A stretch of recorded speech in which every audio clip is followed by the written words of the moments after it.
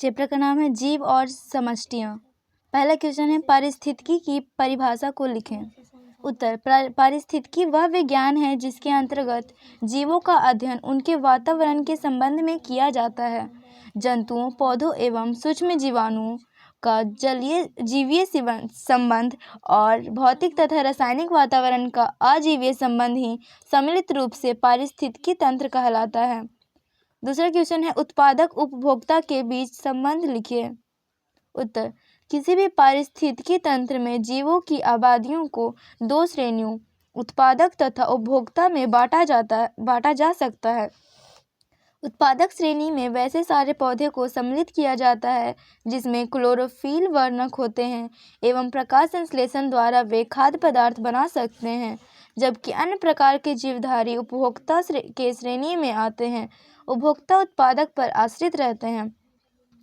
जैसे घास के मैदान में घास उत्पादक तथा घास को खाने वाले अन्य जीव ग्रास हॉपर, गाय, बकरी इत्यादि विभिन्न श्रेणी के उपभोक्ता हैं। अतः दोनों श्रेणी के जीवधारियों के आपसी संबंधों का किसी आबादी पर सीधा असर पड़ता है। जैसे किसी जलाशय में उत्पादक शैवालों की संख्या उपभोक्ताओं, मछली, विभिन्न प्रकार के कीट इत्यादि की संख्या पर निर्भर करती है। अगर उपभोक्ताओं की संख्या में किसी कारणवश वृद्धि हो जाए तो इसका सीधा असर उत्पादकों की संख्या पर पड़ेगा और इसमें कमी आ जाएगी। अगला क्वेश्चन है, स्पीसीज एवं आबादी में क्या अंतर है, स्पष्ट कीजिए। एक ही प्रकार के जीवों को जो जीवन विषयक कार्यों में परस्पर सहायक और अंतर्जनन द्वारा अपनी ही जैसी संतानों को उत्पन्न करते हैं, जाति या स्पीसीज कहलाते हैं। किसी खास या और क्षेत्र में एक ही प्रकार के स्पीसीज के व्यक्तियों या जीवों की कुल संख्या को आबादी कहते हैं। अगला क्वेश्चन है, द्विरूपता एवं बहुरूपता के अंतर को उदाहरण के साथ समझाइए। उत्तर, कई जीवों में नर एवं मादा की माप, आकार तथा आकृति में भिन्नता पाई जाती है, जैसे पुरुष और स्त्री, गाय, बैल इत्यादि। एक ही जीव के दो रूप होने पर उसे द्विरूपता कहते हैं। जब एक ही जीव के बहुत से रूप होते हैं तो उसे बहुरूपता कहते हैं। सामाजिक कीटों जैसे मधुमक्खी, दीमक इत्यादि की कॉलोनियों में अवस्थित जीवों की रचना तथा कार्यों में बहुत भिन्नता होती है। अगला क्वेश्चन है, जनन पृथकता से आप क्या समझते हैं, इसकी क्या उपयोगिता है। उत्तर, विभिन्न जातियों के व्यष्टि के बीच अंतर्जनन की अक्षमता को जनन पृथकता कहते हैं। विभिन्न जातियों में सुस्पष्टता बनाए रखने के लिए यह प्रमुख कारक है। प्रयोगशाला में दो विभिन्न स्पीसीज में अंतर्जनन हो सकता है, लेकिन प्रकृति में अंतरजातीय अंतर्जनन बायोलॉजिकल तथा पर्यावरणीय अवरोधों के चलते संभव नहीं हो सकता है। उदाहरण के तौर पर चीता और शेर, ध्रुवीय भालू तथा भूरा भालू आदि के बीच पिंजरों में संतान पैदा किए जा सकते हैं, लेकिन प्राकृतिक रूप में यह संभव नहीं होता है। अगला क्वेश्चन है, एक जातीय आबादी एवं बहुजातीय आबादियों के अर्थ का परिभाषा के साथ समझाइए। एक जातीय आबादी, किसी एक स्थान पर सिर्फ एक स्पीसीज की व्यष्टि मौजूद हो तो उस आबादी को एक जातीय आबादी कहा जाता है। बहुजातीय आबादी, जब किसी स्थान पर एक से ज़्यादा स्पीसीज की व्यष्टि मौजूद हो तो सभी की सामूहिक संख्या को मिश्रित या बहुजातीय आबादी कहते हैं। अगला क्वेश्चन है, आबादी घनत्व से आप क्या समझते हैं, यह किन किन चीज़ों पर आश्रित रहता है। किसी दिए हुए समय में किसी निश्चित क्षेत्र में आबादी की कुल संख्या को उस क्षेत्र का आबादी घनत्व कहलाता है। इसे निकालने के लिए जीवों की कुल संख्या को क्षेत्र की इकाई की संख्या से विभाजित करते हैं। आबादी घनत्व बराबर जीवों की कुल संख्या बटा क्षेत्रफल होता है। अगला क्वेश्चन है, जन्म दर एवं मृत्यु दर के अंतरों को स्पष्ट करें। उत्तर, जन्म दर यह प्रति 1000 व्यष्टियों में प्रति वर्ष होने वाले जन्म की संख्या है। मृत्यु दर यह प्रति 1000 व्यष्टियों में हर वर्ष होने वाली मृत्युओं की संख्या है। जन्म दर प्रजनन द्वारा नए सदस्यों की वृद्धि की दर को इससे इसका पता चलता है। मृत्यु दर में जीवों की मृत्यु दर का पता चलता है। जन्म दर, इससे आबादी के आकार एवं आबादी घनत्व में वृद्धि होती है। मृत्यु दर, इससे आबादी के आकार एवं आबादी घनत्व में कमी आती है। अगला क्वेश्चन है, कुछ जीवाणु उच्च तापमान पर कैसे जीवित रह जाते हैं? उत्तर, कुछ जीवाणु एवं साइनोबैक्टीरिया गर्म जल झरनों में सुगमता से रहते हैं, जबकि अन्य जीव इस उच्च तापमान लगभग 100 डिग्री सेल्सियस पर जीवित नहीं रह सकते। इसके लिए जीवाणु एवं साइनोबैक्टीरिया की कोशिका भित्ति एवं अन्य संरचनाओं में परिवर्तन होता है। अगला क्वेश्चन है, समष्टि एवं समुदाय में क्या अंतर है? उत्तर, किसी खास समय और क्षेत्र में एक ही प्रकार के स्पीशीज के व्यष्टियों या जीवों की कुल संख्या को समष्टि कहते हैं। किसी विशिष्ट आवास स्थान की जीव समष्टियों का स्थानीय संघ समुदाय कहलाता है। अगला क्वेश्चन है, आवास एवं निकेत में अंतर स्पष्ट करें। उत्तर, आवास एक स्थान है जहां प्रकृति में एक जीव जाति या एक समुदाय प्रायः निवास करता है, जबकि पारिस्थितिकी निकेत का अर्थ है किसी विशिष्ट आवास में कोई जाति या समुदाय पारितंत्र में अपनी विशेष भूमिका बनाता है। ओडम के अनुसार आवास किसी जीव का पता या निकेत उसका कार्य है। अगला चैप्टर है पारिस्थितिकी तंत्र या पारितंत्र। पहला क्वेश्चन है, पारिस्थितिक तंत्र में उत्पादक के कौन से कार्य हैं? उत्तर, हरे पौधे जैसे शैवाल, घास, पेड़ इत्यादि ऐसे जीव हैं जिनमें प्रकाश संश्लेषण प्रक्रिया द्वारा अपने भोजन स्वयं बनाने की क्षमता है। ये सूर्य की प्रकाश ऊर्जा को विकिरण ऊर्जा के रूप में ग्रहण कर क्लोरोफिल की उपस्थिति में रासायनिक स्थितिज ऊर्जा में परिवर्तित कर देते हैं, जो कार्बनिक यौगिक के रूप में हरे पौधे के ऊतकों में संचित रहता है। इसी कारण हरे पौधे को उत्पादक कहा जाता है। अगला क्वेश्चन है, आहार श्रृंखला से आप क्या समझते हैं? उत्तर, ये एक पारिस्थितिकी तंत्र में ऊर्जा का एक दिशीय प्रवाह उसमें स्थित श्रृंखलाबद्ध तरीके से जुड़े जीवों के द्वारा होता है। जीवों में इस श्रृंखला को आहार श्रृंखला कहते हैं। सौर ऊर्जा का प्रग्रहण उत्पादक जीव हरे पौधे करते हैं। उत्पादक को प्राथमिक उपभोक्ता, जो प्राय शाकाहारी होते हैं, वो खाते हैं। फिर शाकाहारी जंतुओं को द्वितीयक उपभोक्ता, जो मांसाहारी होते हैं, वो खाते हैं। और फिर इन्हें उच्चतम श्रेणी के मांसाहारी जंतु या तृतीयक उपभोक्ता खा सकते हैं। इस प्रकार भोजन के रूप में ऊर्जा का प्रवाह एक जीव से दूसरे जीव में सदा एक पक्षीय दिशा में होता है और यही आहार श्रृंखला कहलाता है। अगला क्वेश्चन है, अपघटनकर्ता का पारिस्थितिकी तंत्र में क्या भूमिका है? उत्तर, ये मृत उत्पादक तथा उपभोक्ताओं का अपघटन करते हैं तथा इससे उत्पन्न पोषकों और गैसों को फिर वातावरण में छोड़ देते हैं। पारिस्थितिकी तंत्र के सभी स्तर एक दूसरे पर निर्भर हैं तथा श्रृंखलाबद्ध तरीके से एक दूसरे से जुड़े होते हैं। अगर यह तंत्र भली भांति संतुलित रहे तो कोई भी स्तर कभी समाप्त नहीं होगा। असंतुलन की स्थिति में, जैसे यदि पौधे को खाने वाले जंतुओं का तंत्र में अभाव हो जाए, तो धीरे धीरे सभी स्थानों पर पौधे ही दिखाई देंगे तथा जंतुओं पर निर्भर रहने वाले दूसरे स्तर के जंतु यानी मांसाहारी जंतुओं भी भोजन के अभाव में मर जाएंगे। अगला क्वेश्चन है, आहार जाल किसे कहते हैं? उत्तर, पारिस्थितिकी तंत्र में सामान्यतः एक साथ कई आहार श्रृंखलाएं पाई जाती है। ये आहार श्रृंखलाएं हमेशा सीधी न होकर एक दूसरे से आड़े तिरछे जुड़कर जाल सा बनाती है। आहार श्रृंखला के इस जाल को ही आहार जाल कहते हैं। जैसे एक घास के मैदान के पारिस्थितिकी तंत्र में पाए जाने वाले जीवों की कड़ियाँ, घास, अन्य पौधे, मेंढक, कीट, सर्प, गिरगिट, बाज, पक्षी तथा खरगोश हैं। बाज पक्षी घास खाने वाले कीटों को भी खा सकता है और साथ ही साथ कीटों को खाने वाले मेंढक या गिरगिट को भी खाता है। इसका परिणाम यह होता है कि ऐसी सारी आहार श्रृंखलाएं एक दूसरे से जाल की तरह जुड़ी हुई रहती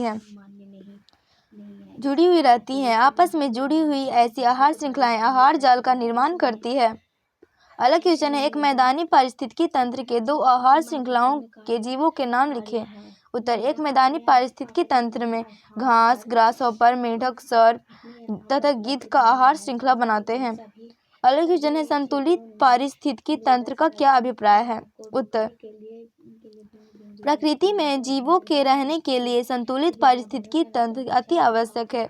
यदि प्रथम श्रेणी के उपभोक्ता पारिस्थितिकी तंत्र में न हो तो ऐसा भी संभव है कि कुछ समय बाद हरे पौधे अतिवृद्धि एवं अतिसंकुलता के कारण स्वयं नष्ट हो जाएं।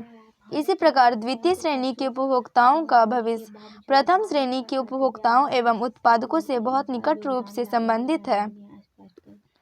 अगला क्वेश्चन है, पारिस्थितिकी पिरामिड की परिभाषा लिखें। उत्तर, एक खाद्य श्रृंखला में उत्पादक प्रथम, द्वितीय एवं तृतीय श्रेणी के उपभोक्ताओं की संख्या तथा उनके बीच के संबंध का एक निश्चित अनुपात रहता है और अंत में उच्चतम श्रेणी के मांसाहारी उपभोक्ताओं की संख्या सबसे कम रहती है। यदि इसे चित्रित किया जाए तो एक शंकु के समान रचना बनेगी। उसी प्रकार का संबंध जीव भार में तथा उत्पादकों एवं वो उपभोक्ताओं से उत्पन्न की गई ऊर्जा के बीच होता है।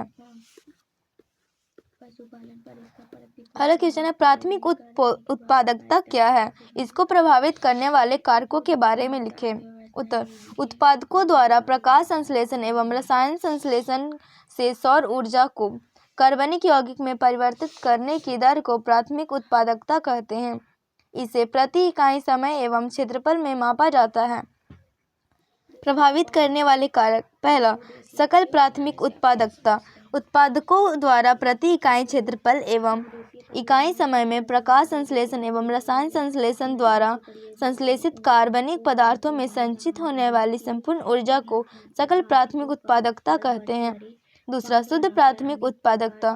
प्रति इकाई क्षेत्रफल एवं इकाई समय में उत्पादकों द्वारा प्रकाश संश्लेषण एवं रसायन संश्लेषण से संश्लेषित कार्बनिक पदार्थों की वह मात्रा जो मापन काल में श्वसन के उपरांत संचित होती है, शुद्ध प्राथमिक उत्पादकता कहलाती है।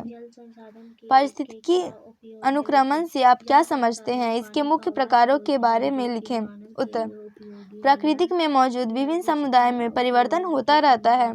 यह मुख्यतः जैविक कारकों, मौसमी कारकों, मृदीय कारकों एवं अन्य अजैविक कारकों के चलते होती है। प्रत्येक समुदाय में परिवर्तन तब तक होता रहता है जब तक कि जीवों का एक ऐसा वर्ग विस्थापित नहीं हो जाता जो उस क्षेत्र में सफलतापूर्वक रह सके, जनन कर सके। इसे पारिस्थितिकी अनुक्रमण कहते हैं।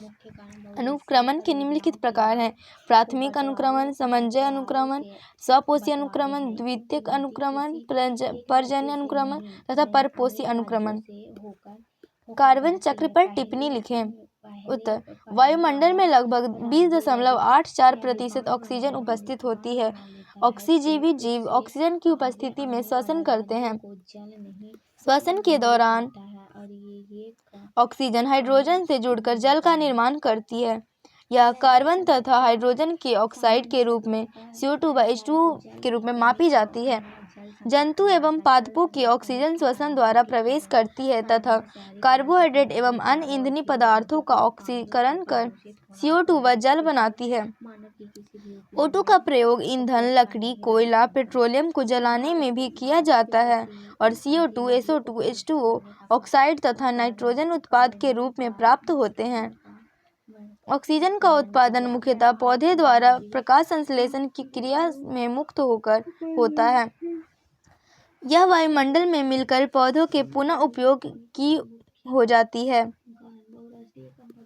अगला क्वेश्चन है, 10% का ऊर्जा प्रवाह नियम लिखें।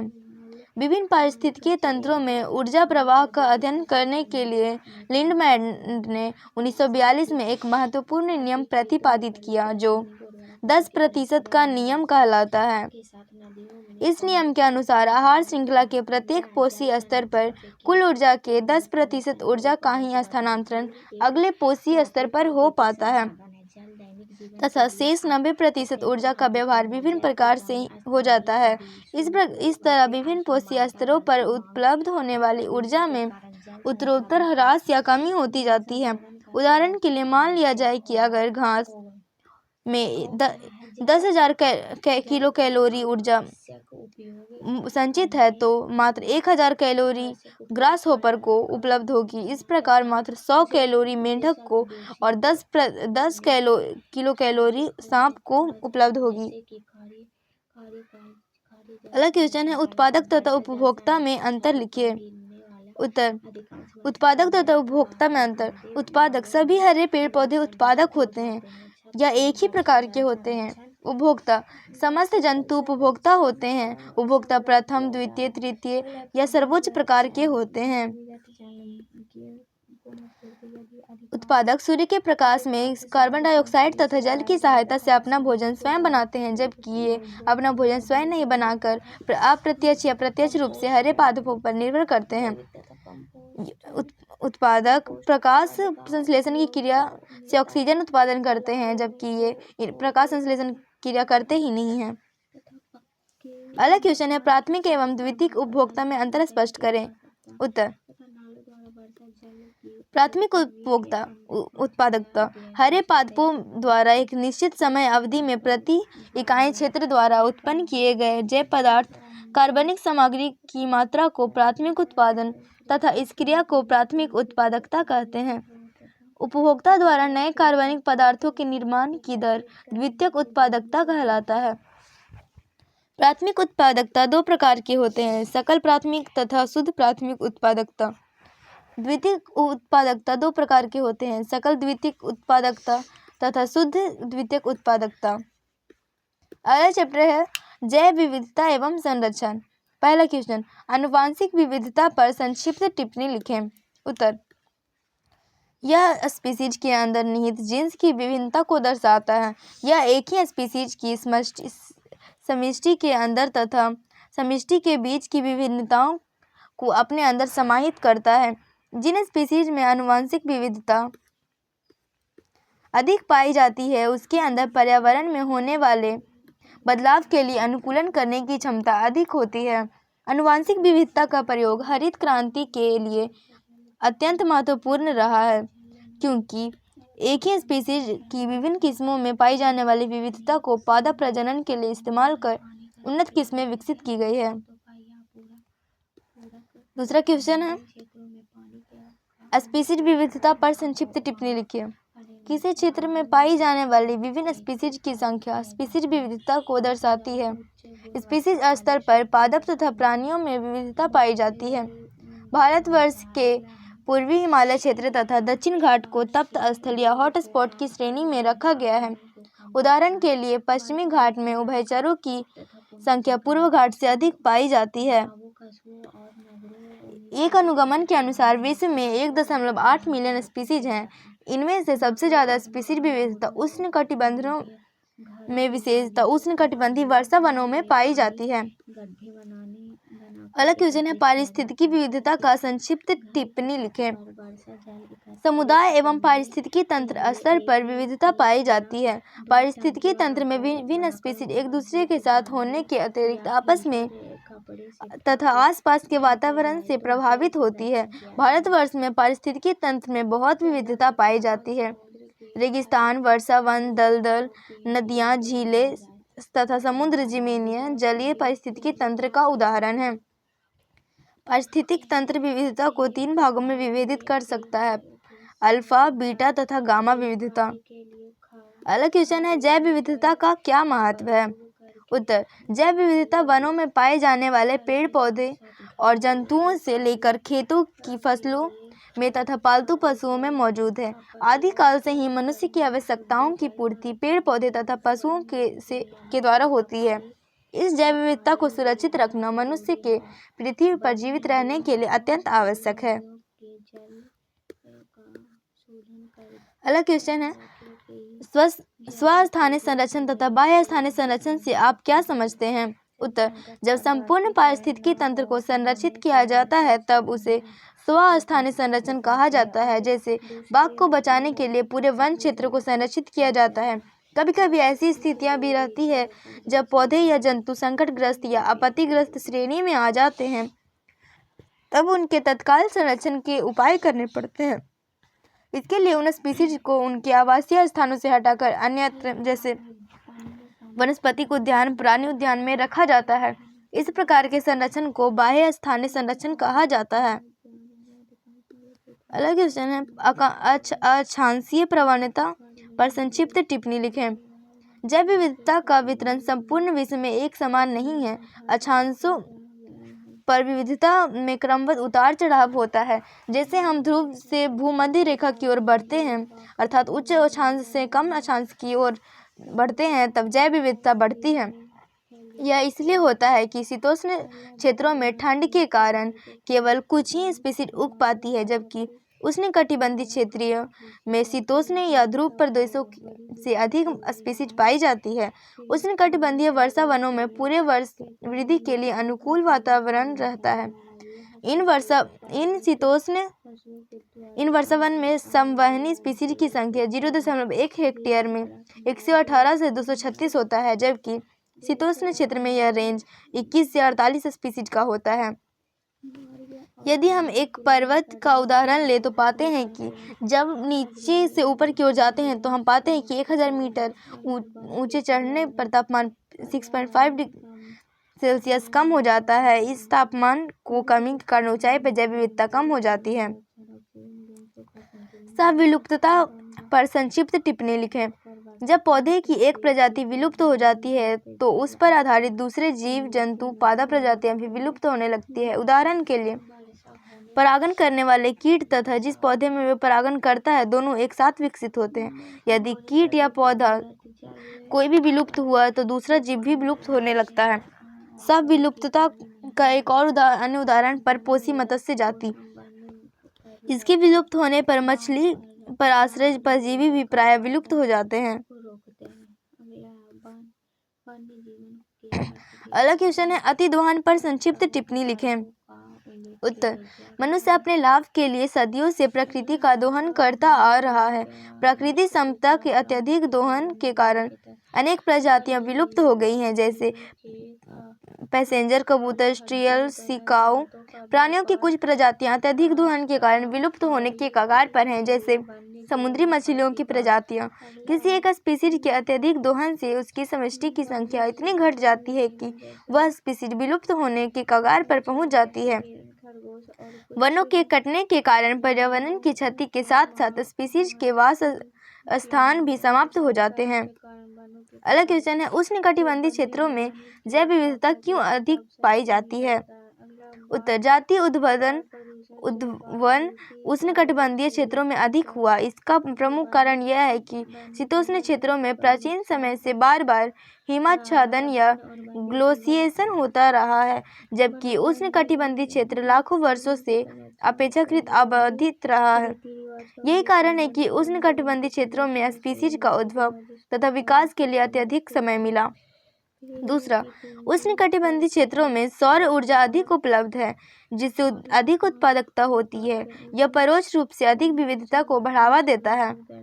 तीसरा, उष्णकटिबंधीय पर्यावरण शीतोष्ण पर्यावरण के मुकाबले कम मौसमीय परिवर्तन वाला होता है। इस प्रकार का स्थिर पर्यावरण निकैत विशिष्टीकरण के लिए प्रोत्साहित करता रहा है, जिसके कारण एक अधिक जाति विविधता हुई। अगला क्वेश्चन है, राष्ट्रीय उद्यान, पशु विहार तथा सुरक्षित जैव मंडल का संक्षिप्त विवरण दें। राष्ट्रीय उद्यान, इस प्रकार के उद्यानों को वन्य जीवन के स्वस्थानीय संरक्षण के लिए उपयोग में लाया जाता है। राष्ट्रीय उद्यान में बाहरी हस्तक्षेप की आज्ञा नहीं दी जाती। यहाँ घास चराना, वन लगाना या कोई फसल उगाना मना है। इसका कोई निजी मालिक नहीं होता। भारत में 85 राष्ट्रीय उद्यान है, जो संपूर्ण भूभाग का 1% हिस्से में फैला हुआ है। पशु विहार, यह वह प्राकृतिक पर्यावरण क्षेत्र है जिसमें प्राणियों के सुरक्षित रहने का प्रबंध होता है। सेंचुरी में प्राणी जाति की रक्षा की जाती है और निजी मालिकाना अधिकार तथा लकड़ी का काटना, कुछ वन्य उत्पादों को इकट्ठा करना, इसकी इजाज़त तभी दी जाती है जब जंतुओं को कोई हानि न हो। भारत वर्ष में 448 सेंचुरी है, जो देश के 2% भूभाग पर फैले हुए हैं। सुरक्षित जैव मंडल, ये विभिन्न उद्देश्यों के लिए सुरक्षित क्षेत्र है जिसमें पारिस्थितिकी प्रणाली के आनुवंशिकी विविधता का संरक्षण, वन्य आबादी, आदिवासियों के पारंपरिक जीवन यापन के तरीकों तथा पालतू जानवरों एवं स्वदेशी पौधे के आनुवंशिक साधनों को संरक्षित किया जाता है। अगला क्वेश्चन है, पवित्र उपवन क्या है? ये भारतवर्ष में कहाँ पाए जाते हैं? इनमें से किन्हीं 4 के नाम लिखें। उत्तर, भारत में सांस्कृतिक एवं धार्मिक परंपरा का इतिहास प्रकृति की रक्षा करने पर जोर देता है। कई संस्कृतियों में पवित्र उपवन बनाने की परंपरा रही है। इस तरह के उपवन के लिए अलग भूभाग छोड़े जाते थे और उस उपवन से किसी भी लकड़ी काटने या अन्य उपयोग के लिए पादपों का उपयोग करने की मनाही रहती है। इस तरह के पवित्र उपवन या आश्रय मेघालय की खासियत तथा जयंतिया पहाड़ी, छत्तीसगढ़ के सरजुदा, चंदा एवं बस्तर क्षेत्र तथा कर्नाटक एवं महाराष्ट्र के पश्चिमी घाट सम्मिलित हैं। अगला क्वेश्चन है, जैव विविधता के हॉटस्पॉट से क्या समझते हैं? हॉटस्पॉट की पहचान के लिए क्या प्रमाण है? भारत के 2 हॉटस्पॉट क्षेत्रों के नाम लिखिए। उत्तर, जैव विविधता हॉटस्पॉट वे क्षेत्र होते हैं जहां पर जातीय समृद्धि बहुत अधिक और उच्च स्थानिकता एंडेमिज्म होती है। जातियां अन्य स्थानों पर नहीं होती। हॉटस्पॉट की पहचान के लिए प्रमाण, पहला, स्थानीय जातियों की संख्या, जातियां केवल उसी स्थान में रहती है। संकट की डिग्री, भारत के 2 हॉटस्पॉट क्षेत्र हैं, पश्चिमी घाट तथा पूर्वी हिमालय, 2 भारत में स्थित हॉटस्पॉट हैं। अगला क्वेश्चन है, राष्ट्रीय उद्यान एवं अभयारण्य में अंतर स्पष्ट करें।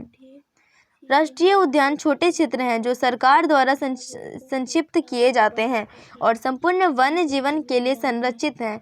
इन क्षेत्रों में मानव क्रियाकलाप जैसे वानिकी, कृषि, चारण निरुद्ध होते हैं। अभयारण्यों में बहुत बड़े क्षेत्रों को केवल जंतुओं की सुरक्षा के लिए संरक्षित कर दिया जाता है। इसमें कुछ मानव क्रियाकलाप जैसे वन उत्पादक को एकत्र करना, काष्ठ प्राप्त करना, प्राइवेट मलकियत, खेती आदि की अनुमति जानवरों के बिना हानि पहुंचाए दे दी जाती है। अगला क्वेश्चन है, जैव विविधता के 3 आवश्यक घटकों के नाम बताइए। उत्तर, जैव विविधता के अति आवश्यक घटक हैं आनुवंशिक विविधता, जातीय विविधता तथा पारिस्थितिकीय विविधता। अगला चैप्टर है, पर्यावरणीय मुद्दे। पहला क्वेश्चन, एरोसोल रसायन के हानिकारक प्रभाव क्या क्या हैं? उत्तर, एरोसोल रसायनों के एक समूह को कहते हैं जो वाष्प के रूप में वायु में मुक्त होता है। ये हवा में कम ऊंचाई पर वायुमंडल में विद्यमान रहते हैं, लेकिन जब ये स्ट्रेटोस्फेयर में फैलते हैं तब ओजोन परत को काफ़ी हानि पहुंचाते हैं। पृथ्वी पर पहुंचने वाली हानिकारक पराबैंगनी विकिरणों को ओजोन की परत रोकती है। क्लोरोफ्लोरोकार्बन की मात्रा में वृद्धि होने से ओजोन परत पतली हो जाती है, जिसे ओजोन छिद्र कहा जाता है। इसके परिणाम स्वरूप पराबैंगनी विकिरण की अधिक मात्रा धरती पर पहुंचकर तापमान में वृद्धि, पौधों एवं जीवों पर प्रतिकूल प्रभाव तथा मनुष्य में त्वचा कैंसर, स्किन कैंसर पैदा करती है। अगला क्वेश्चन है, हरित गृह प्रभाव किसे कहते हैं? प्राकृतिक स्तर पर कार्बन डाइऑक्साइड की एक निश्चित मात्रा 0.03% वायुमंडल में रहती है, जिसके स्तर को बनाए रखने में पौधों को अहम भूमिका होती है, क्योंकि पौधे ही सिर्फ ऐसे जीव हैं जो प्रकाश संश्लेषण द्वारा कार्बन डाइऑक्साइड को ग्रहण कर ऑक्सीजन गैस मुक्त करते हैं, जिससे इन दोनों गैसों के बीच एक निश्चित अनुपात बना रहता है। जीवाश्म ईंधन जैसे लकड़ी, कोयला, पेट्रोल, डीजल इत्यादि के जलने से एवं जंगलों में लगातार कटने से कार्बन डाइऑक्साइड की मात्रा वायु में बढ़ती जाती है। कार्बन डाइऑक्साइड गैस में सूर्य की इंफ्रारेड किरणें को सोखने की क्षमता रहती है, जिससे पृथ्वी का तापक्रम नियंत्रित रहता है। वायुमंडल में उपलब्ध कार्बन डाइऑक्साइड कवच के कारण पृथ्वी को जो ऊष्मा प्राप्त होती है उसे हरित गृह प्रभाव कहते हैं।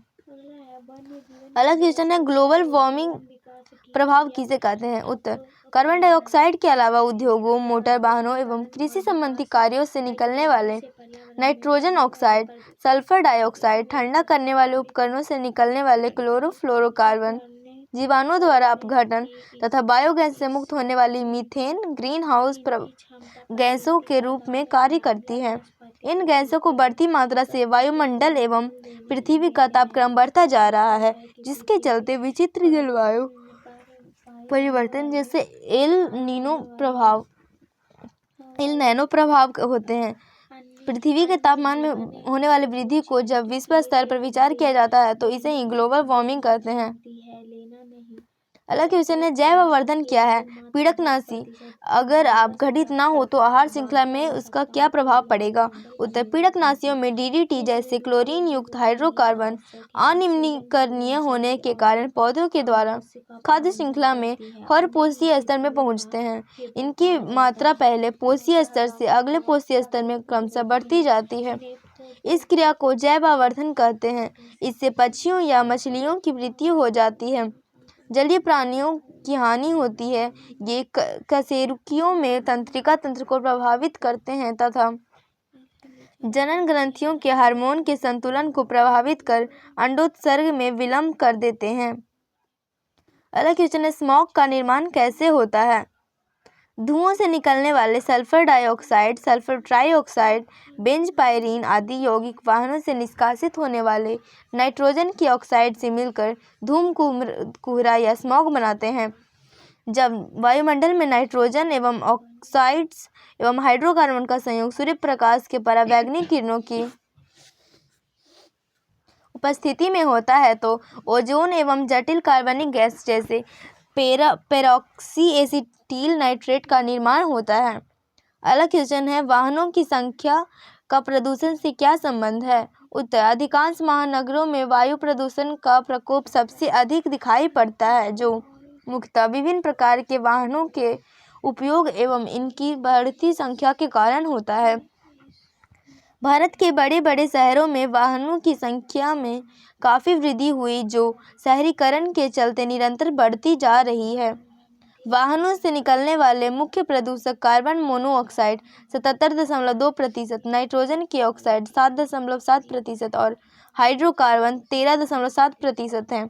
स्वचालित वाहनों में पेट्रोलियम के साथ टेट्रा इथाइल लेड एवं टेट्रा मिथाइल लेड रहता है, जो कणिकीय यौगिक के रूप में बाहर निकलता है। सुपोषण क्या है? इससे जलीय जीवों पर क्या प्रभाव पड़ता है? उत्तर, अकार्बनिक फास्फेट एवं नाइट्रेट के जलाशयों में एकत्रित होने की क्रिया को सुपोषण कहते हैं, जिसके फलस्वरूप शैवाल की आबादी में अचानक वृद्धि हो जाती है एवं इनमें मुख्यतः नील हरित शैवाल जैसे माइक्रोसिस्टिस जलाशयों की सतह पर फैल जाते हैं। इन शैवालों से विषैले रसायन उत्पन्न होते हैं, जो जलाशय के जीवों द्वारा तथा खाद्य श्रृंखला के द्वारा पशुओं एवं मनुष्यों के लिए हानिकारक होते हैं।